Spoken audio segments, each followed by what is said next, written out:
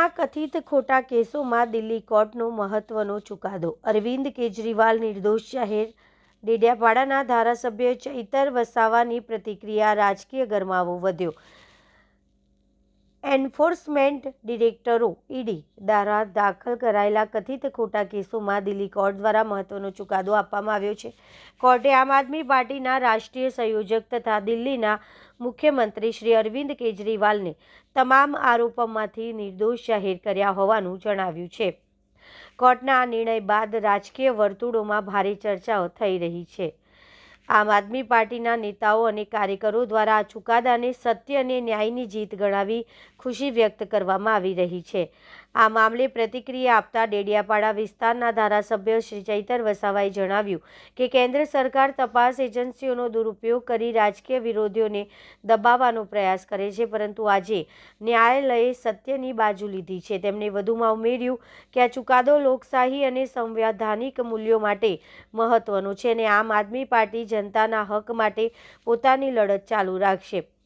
કોર્ટના ચુકાદા બાદ આમ આદમી પાર્ટીના કાર્યકરોમાં ખુશીની લહેર જોવા મળી રહી છે, જ્યારે વિરોધ પક્ષો તરફથી હજુ સુધી કોઈ સ્પષ્ટ પ્રતિક્રિયા સામે આવી નથી।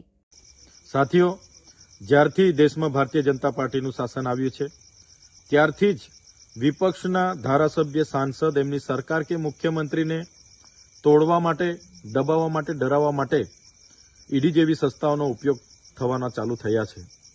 ત્યારે ઈડી જેવી સંસ્થાઓ માત્ર ને માત્ર વિપક્ષના નેતાઓના ઘરે જ રેડ પાડે છે અને જે રાજ્યોમાં જ્યારે પણ ચૂંટણી આવે ત્યારે જ ઈડી પહોંચી જાય છે। જે લોકો ભારતીય જનતા પાર્ટીમાં જોડાય છે એમના હજારો કરોડના કૌભાંડો હશે તો એ વોશિંગ મશીનમાંથી એ સાફ સુથરા થઈ જાય છે અને એક પણ ભાજપના નેતાના ઘરે ઈડી રેડ પાડતી નથી। ત્યારે આ જ પ્રકારે થોડા સમય પહેલા દિલ્હીના મુખ્યમંત્રી અરવિંદ કેજરીવાલજી હતા ત્યારે એમના નિવાસસ્થાને રેડ પાડવામાં આવી, એમને એરેસ્ટ કરવામાં આવ્યા અને 6 મહિના જેટલા જેલવાસ એમને ભોગવવો પડ્યો। એક મુખ્યમંત્રી તરીકે જેલમાં હતા, એમના મંત્રીઓ જેલમાં હતા અને એ કેસમાં ગત રોજ દિલ્હીની કોર્ટ દ્વારા એમને નિર્દોષ જાહેર કરવામાં આવ્યા છે। ઈડી પાસે એવા કોઈ પુરાવા નથી કે કોઈ રકમ એમને રિકવર કરી નથી, ત્યારે એમને નિર્દોષ જાહેર કરવામાં આવ્યા છે। ત્યારે આ ભારતીય જનતા પાર્ટીના નેતાઓને, એમની સરકારોને અમે કહેવા માંગીએ છીએ કે દેશની લોકશાહી, દેશના સંવિધાનને બચાવવા માટે, લોકોના હિતો જળવાય, લોકોના ન્યાય માટે આમ આદમી પાર્ટીના હરેક કાર્યકર હર હંમેશ આગળ હશે।